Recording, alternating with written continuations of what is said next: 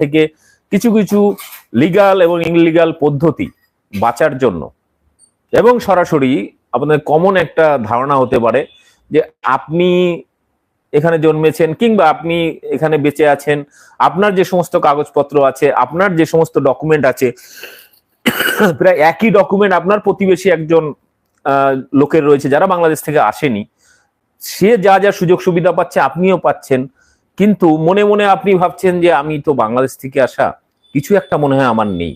কিন্তু যেটা আপনি চাইছেন সেই সিটিজেনশিপ সার্টিফিকেট, বাস্তবে সেই লোকটার কি ওই সিটিজেনশিপ সার্টিফিকেট আছে? তারও তো নেই।